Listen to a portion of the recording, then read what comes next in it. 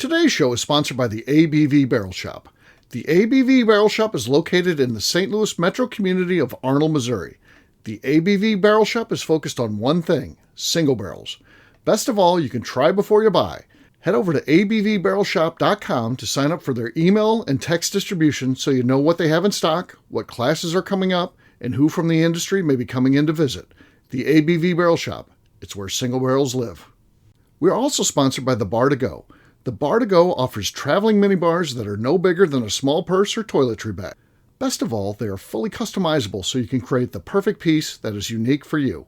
If you own your own business, what a fun and unique way to promote what you do. Check them out online at thebar2go.com. That is the number 2 in the Bar to Go.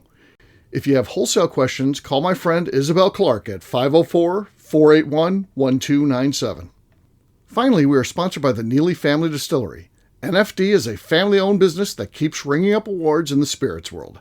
Head to Sparta, Kentucky to experience the family history, award-winning spirits, and meet the Neely family. Check them out online at neelyfamilydistillery.com. Now, on to the show. Let's drink!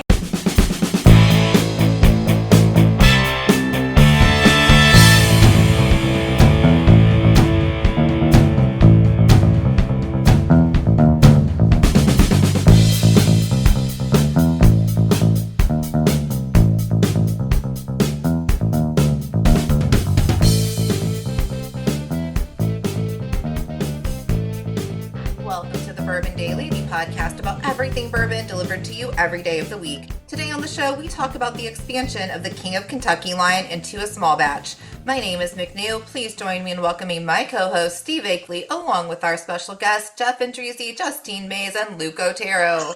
Hey, gang, what's up? Hey, everybody. Hey, everyone. Hey, so yeah, we are here. We got McNew in the house. That's not going to be the case next week. She's got too much on the line. Next Friday, if we record, that's the 13th, and you never know when those Valentine's Day gifts are going to be broken out, so she will not be joining us. Justine's going to be filling in, right, Justine? Mm-hmm.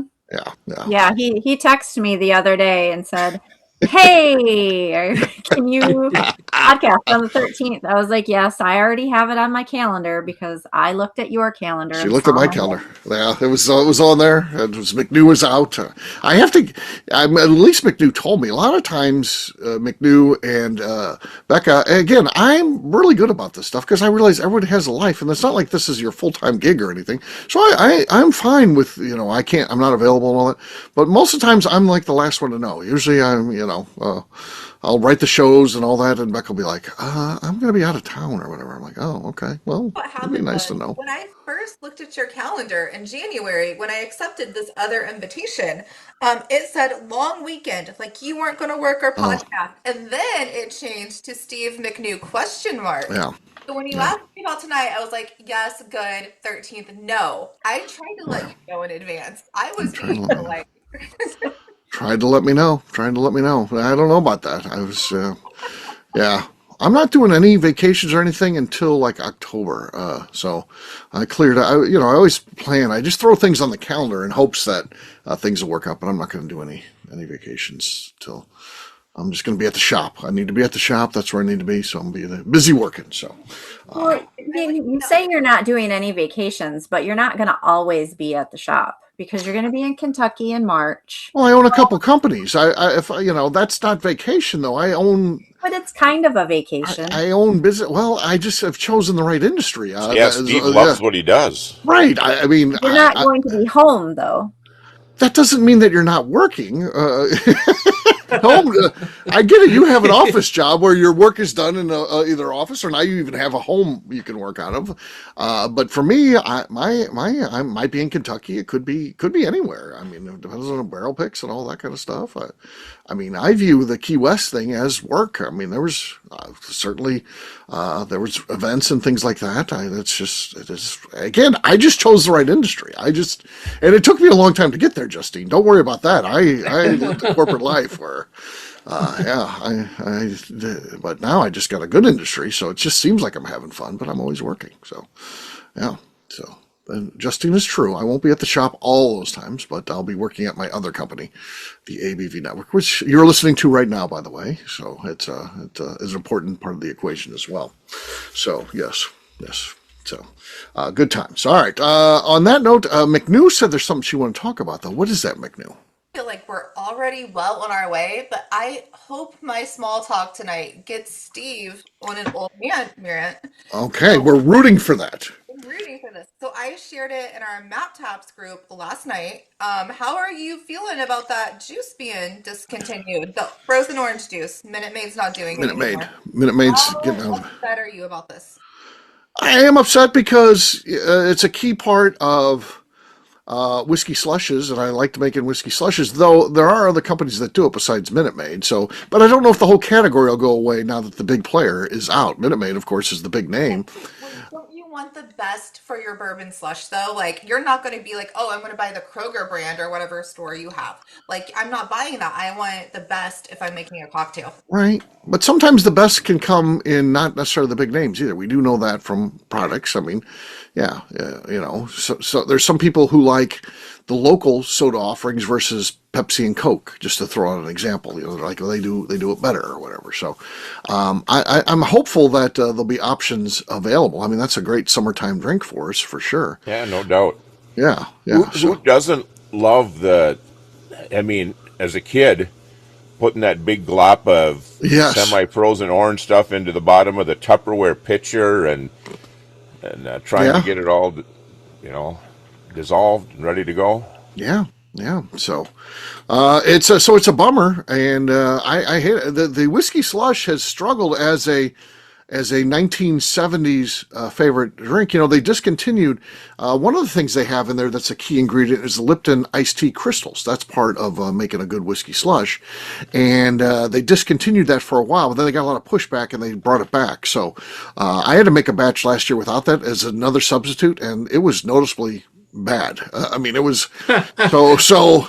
I was glad they brought that back, but now we've got another threat because Minute Maid's leaving, so I don't know what's going to happen. The whiskey slush is going away like the dinosaur, I guess. I mean, it's dying off. So A relic. Like, is it going to be like we look back on it like Jello molds or something where we're like, it used to be so great. It used to be great.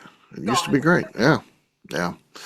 Yeah, the whiskey slush is a perfect summertime drink because you make them by a bucket and it's not frozen, it's not unfrozen, it's somewhere in between. It's just I don't know, nice and cold and delicious, and it's just refreshing because it's that in between. It's refreshing. It's nice. Yeah, and I find people that will tell you they don't like bourbon like those, even though it is a bourbon drink and tastes like bourbon, but I guess the other flavors in there, the orange juice concentrate and those Lipton iced tea crystals, give it a different taste that people who don't like bourbon like it. So I'm not sure, but yeah, I think it still stinks. have the recipe that Freddie gave us.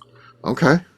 From, I don't know, was it his mom that made it? That was Annis. That was his grandma. That was the one that perfected it. Yeah. But yes, so that's for a whiskey sour slush, so a little bit different. Oh yeah. Take. Yeah. But also equally really delicious too. Yeah, great summertime. I love a good sour. Yeah. So that's pretty awesome as well. So I don't know how it impacts that. I have no idea. So Minute Maid again makes the frozen lemonade concentrate too. So them getting out is not a great thing. So. Yeah, growing up, we actually didn't do much of the orange concentrate, but we did a lot of the limeade and lemonade from Bird's Eye. That was our go-to, and I don't know if you guys remember our orange juice. We used to get the little cans of Donald Duck orange juice. Donald Duck orange juice. Okay. Okay. I don't remember those. No. There are some things that are gone like that. I guess Donald Duck orange juice being one of them. I always think back to those Flintstone jelly things too. You would get, I don't know, it was maybe just Welch's jelly, but it always had a Flintstone. Like it turned into a cup afterwards. It was like a glass jar that was a cup afterwards, like a juice cup. My mom kept them as drinking glasses for us because we were real annoying kids that were like, we need water to go to bed, and that's what we got. That was what you got it. Was it Fred Flintstone or the Flintstones? It was Flintstone, and then I think they did like another one with like Disney. Like I had Goofy. Okay. Yeah. And they did like different characters every now and then. Yeah. Yeah. Well, interesting. Jeff, what do you think? Are you a whiskey slush guy at all? I like slushes. My aunt is kind of famous for her slushes. I've got a few of her recipes, not bourbon. Okay. But I've made them now. Try to have a container in the freezer. It's pretty special. I'd love to load up the the big Yeti cup, and when I'm out mowing, and then have something to sip on. So it's always good. Yeah, they're very refreshing. Yeah, Justine, how about you? Were you bummed by this or? No. No. Okay. I've never made a slush with that before. So okay. No. Would it be something you would drink if someone presented you one? Oh yeah, if somebody made it for me. Okay. But I have never made one myself. Okay. So it doesn't impact me. Well, if so, maybe. I mean, I don't know. I was going to make you one this summer. Now I'm not. I can't. Okay. Off-brand, and she won't even know. She won't know what. Maybe. Yeah, I won't have anything to compare it to. She doesn't have the basis to compare. Okay. I don't know. We'll see what happens. We got to let this sell through, and someone else could get in the mix now too. There's when someone leaves a category, that opens the door for someone else to come in. So we just got to see what happens at this point. So I think it's wait and see at this point. And I did see that out there, McNeil. I just was busy today at the shop. I had all kinds of stuff going on. It's renewal time for the lease, and that guy was in. And, they got a million ideas, all of which make them more money. I'm like, this isn't kind of how this works. We're kind of important, too. I don't think you want this plaza without us in there. So let's talk about that side of it a little bit. And right. Yeah, because everyone thinks how much more money they're going to make, and they can tailor it down to get less if you're willing to commit more years. And I'm like, okay. What about what viable business do you have in here if we leave? Well, I'm like, if you're going to turn this thing around, you need a good anchor, and I feel like we're that for you guys. So let's talk about it through that lens. And I mean, he had to admit what I was saying was true. I mean, they got a lot of services, like there's nail places and salons and stuff like that. Mm-hmm. There's a juice place, which is kind of consumer goods, but they're just people coming in to get drinks. They're not buying products and stuff like that. We're the only example of a place where you come in and you buy tangible products, and if they want to grow with that, it's nice to have someone in there. And I also pointed out, we've invested a lot of money in getting a very good look inside that store, and we've never asked them to say, hey, give us a certain amount we can spend and you can spend. We've done it at our own, and to make the place look really good. And the owner of the building came in from California. He said, this is unbelievable what you guys have done here.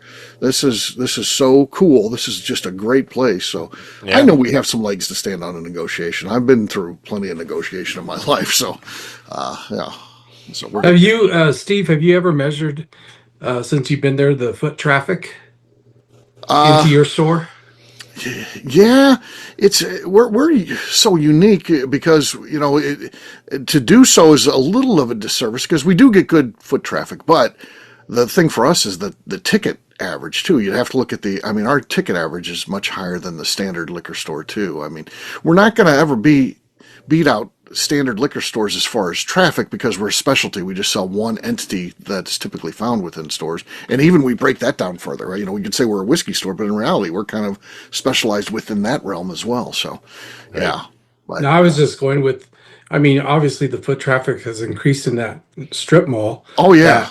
That's a great negotiating point. So listen, you would have had, I don't know, 2,000 people park in this or come to this strip mall if it weren't for us. And I'm just spitballing. I brought up some of that stuff. I said, here's the difference between us and anybody else in here too.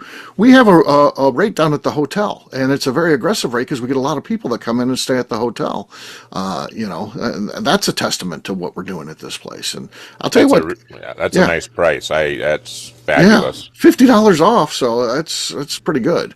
And then go to the city of Arnold. Let me tell you something. When we walk into the city of Arnold, they like us because we pay a lot of tax. I'll say that. I know about that. We write those checks every month, paying tax. So, city of Arnold's doing just fine because of us. So yeah. This is just an interesting part. It's not a fun part of business, but it's just something you got to get through. So we're going through the process. Like a deli almost. There's a place downtown Indianapolis called Goose the Market, and they do specialty meats and cheeses. If you got like a little charcuterie store like 2 doors down from you, you guys would be so mutually beneficial. I know. I need to I'm going to go get some meat and cheese now, or I'm throwing a party. This is where I go for my meat and cheese. Oh, I might as well get some good whiskey too. Like that would be You need to get those on opposite ends.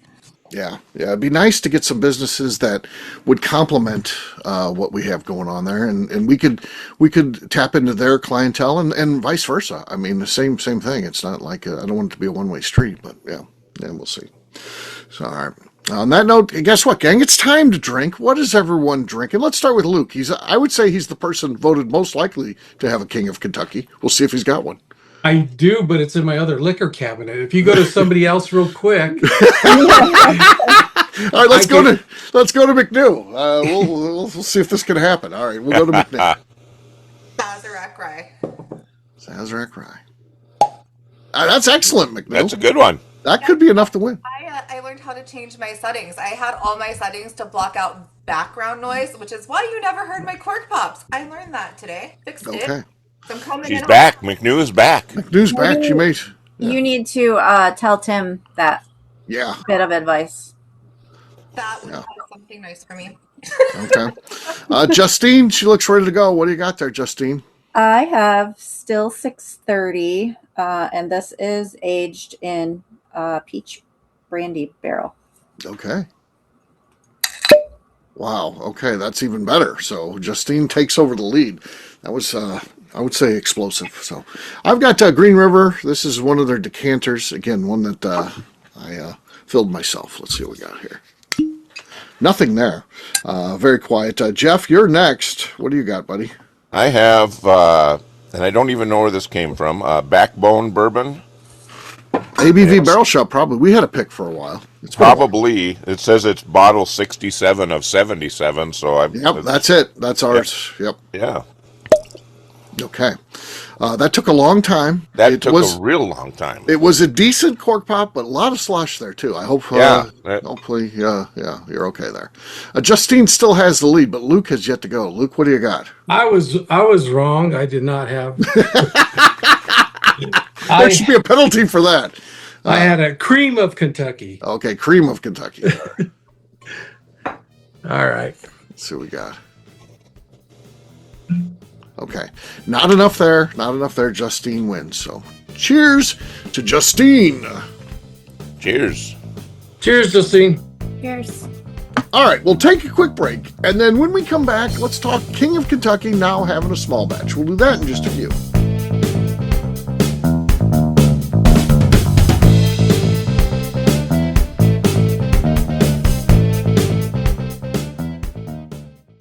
Okay, let's talk about the people that make these shows happen. First up is the Stave and Thief Society. Via their in-person class at Moonshine University in Louisville, Kentucky, the Stave and Thief Society is the place where you, a bourbon enthusiast, can expand your knowledge and emerge an executive bourbon steward. In 2017, I completed my executive bourbon steward certification. It's the most comprehensive bourbon certification available and connects you with an expansive network of bourbon enthusiasts and professionals. Check out the full listing of in-person and online certifications and join the society today by enrolling at staveandthief.com. Speaking of executive bourbon steward certification, the ABV Barrel Shop in St. Louis, Missouri has developed a unique partnership with the Stave and Thief Society to offer a preparatory class to assist you in getting your executive bourbon steward certification. This prep class costs only $25 and is available to take live or online via Zoom. Graduates of our class receive a coupon code good for 15% off your executive bourbon steward certification held in Louisville, Kentucky. This saves you almost $90. Additionally, you can collaborate with fellow attendees to split travel costs when you go to Louisville. If you're interested in signing up for the class, simply head over to abvbarrelshop.com and check out the classes and events page. Last but not least, we are sponsored by Neely Family Distillery. Royce Neely is the 11th generation distiller in one of America's oldest distilling families. A visit to Neely Family Distillery takes you through family history, where you can see all the artifacts and newspaper clippings through the years from this family that started distilling in America after James Neely arrived from Northern Ireland in 1740. Today, Royce Neely and his team are crafting some of the best spirits in America. Their bourbon and absinthe offerings keep winning top honors in the spirits competitions. Recently, their absinthe made history as the first platinum winner in the absinthe category at the San Francisco Spirits Competition. Neely Family Distillery is definitely a bucket list destination if you are a bourbon fan. Learn more about their spirit offerings, visiting their facility, and the awards they have collected over at NeelyFamilyDistillery.com. And now, back to the show.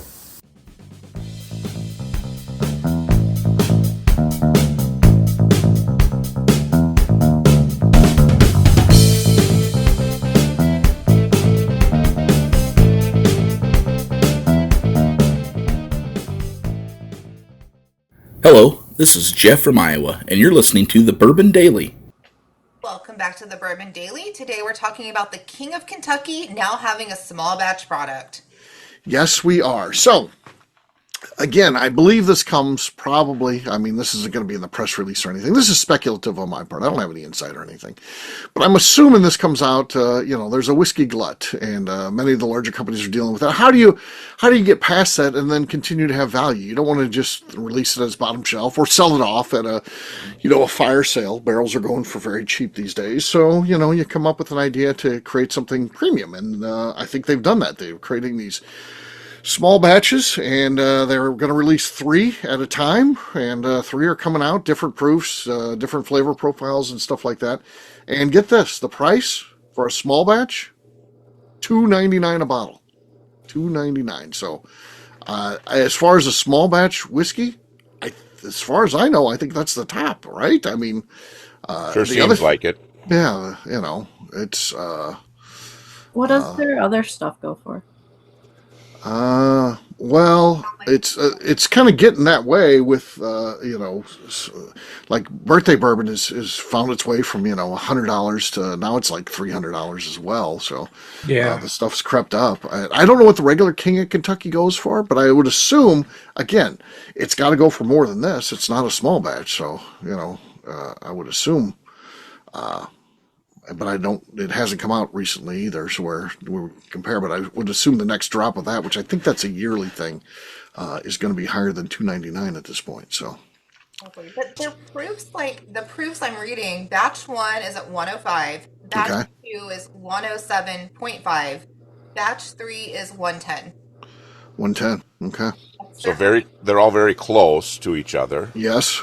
Mm-hmm. The article did talk about significantly different flavor profiles, so interesting. I was a little surprised that the proofs were going to be that close together. Right. So the 2025 King of Kentucky, 17-year-old, barrel strength, went for $399 a bottle. $399 a bottle, okay. Wow. And I bet you that'll be going up this year too. Probably be $4.99. So the official tasting notes from the brand for the 105 proof has aromas of chocolate and caramel with smooth oak on the palate. Okay. The 107.5 expression offers dark fruit notes of date and fig, and the 110 proof is described as having rich chocolate and brown sugar with a bold oak forward finish. Okay. So if I were looking for one, I would go for that middle one, the 107.5. Yeah, that's so too. The one that I would go for. The dark fruits, yeah. So, sounds the most interesting out of the group. It's one I don't anticipate seeing.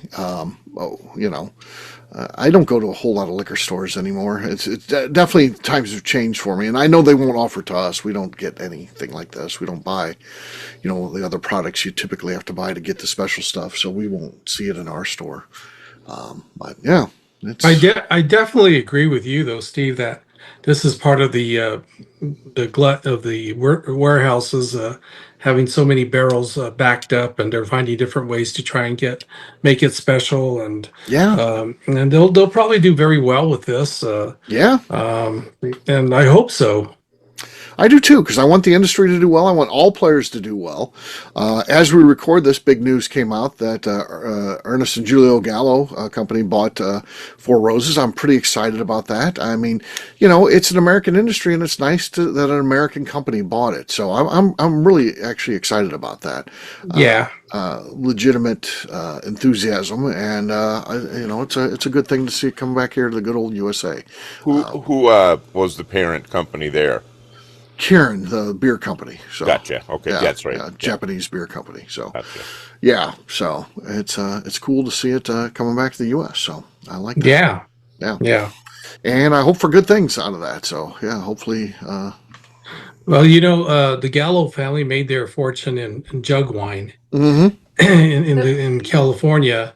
Yeah, and so, but then when they decided to jump into fine wines, they bought some of the most prestigious vineyards in Napa. and it's taken a while for them to lose their jug wine moniker to now they are now known for some really excellent, bottles of fine wine. They don't change their name, but now they're more known as E&J and stuff like that. Yeah. Did you ever meet any family? I know you spent a career in the wine industry. Have you met any of the family, anything like that, Luke? So the grandsons, they're probably 10 years older than me now. Okay. So Joe and Gavin Maloof, they had the Coors distributorship here in New Mexico, and they were also the distributors for E&J wineries. And so Ernest and Julio Gallo sent their sons to work with the Maloofs and learn more about distribution. And so we all got together. I got to meet the grandsons who are now running it. That's cool.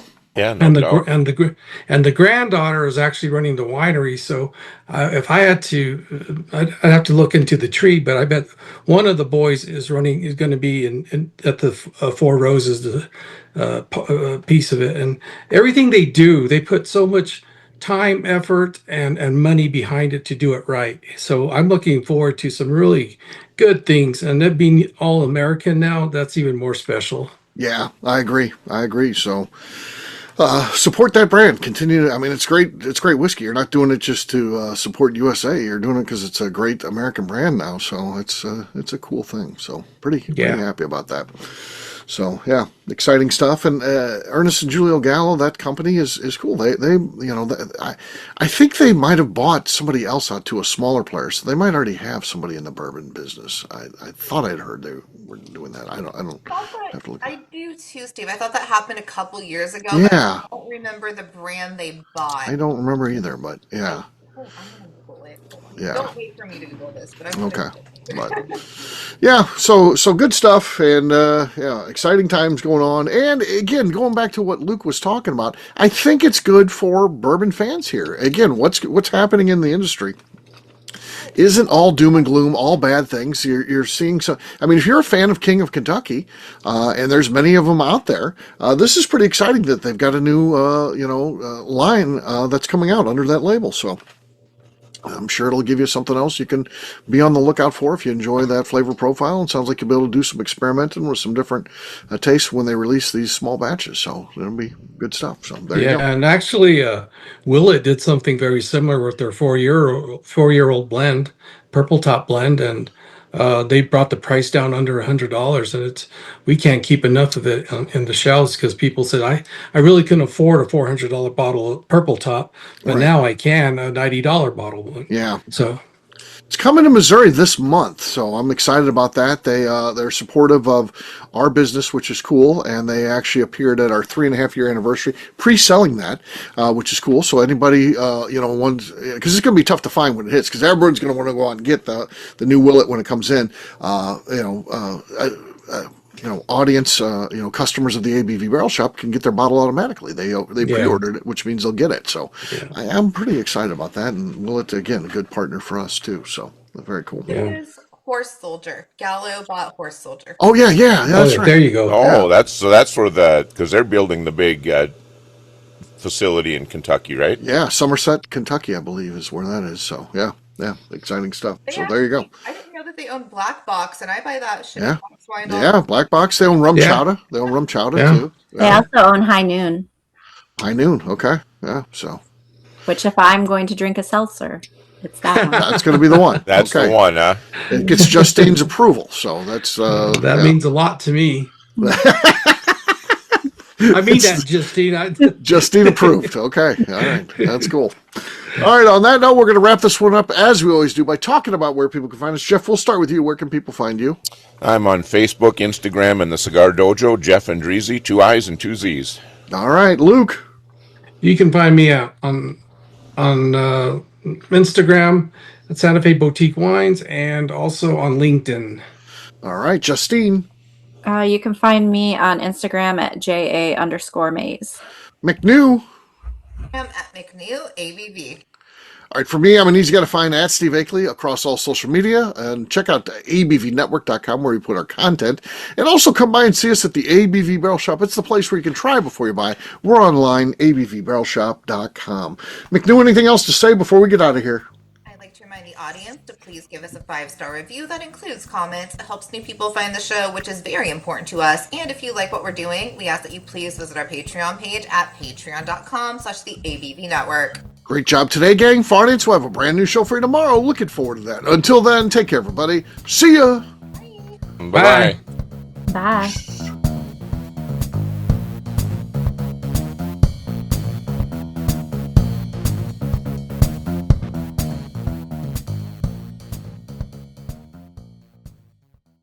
Before we let you go, let's talk about one last thing. The ABV Barrel Shop in the St. Louis community of Arnold, Missouri. The ABV Barrel Shop is focused on a couple of things. First of all, single barrels. We are the place where single barrels live. We go to distilleries, taste through the whiskey, select the best barrel, and have it shipped to our store where we present it to you, our customers, by allowing you to try before you buy. We're also known for the classes that we have in our education center in the store, as well as the events we have with industry professionals from the bourbon business. If you are in the St. Louis area, please come by and visit us at 6 Fox Valley Center in Arnold, Missouri. Or at a minimum, at least sign up for our email and text distribution so you know exactly what's going on in our shop over at abvbarrelshop.com. This is Steve Akeley, owner of the ABV Network, signing off. We thank you for listening to our programming and truly appreciate your support. The Bourbon Daily is part of the ABV Network. For more information or to become a sponsor, please visit abvnetwork.com. Thanks for listening and cheers. This has been a Steve Akeley production.